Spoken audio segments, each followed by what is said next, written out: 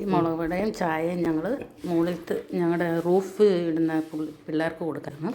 ചായയായിട്ട് ഞങ്ങൾ പോകും കേട്ടോ. കടുക് പൊട്ടിച്ച് കഴിയുമ്പോൾ ഇതെല്ലാം കൂടി ഇടും. അത് വെച്ചേ ഓക്കെ.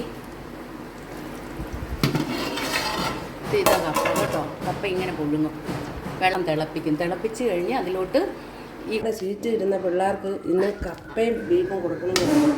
അപ്പം ഞങ്ങൾ കപ്പ എല്ലാവരും ഓർത്തോളം തേങ്ങ ഒന്നും വേണ്ട കപ്പ കഴിക്കുന്നതിനൊരു നല്ല നൂറുള്ള കപ്പയല്ലേ. ഓരോ അരമണിക്കൂർ ഒന്ന് കാണിച്ചേ സംഭവം. ബീഫ് കറി കണ്ടോ? മുന്നേ ബീഫ് കറി കണ്ടോളൂ.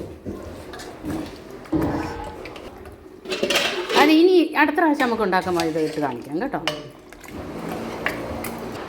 അതിപ്പോൾ ഒന്ന് ചൂടാക്കാൻ വെച്ചിരിക്കണം. മത്തിബീര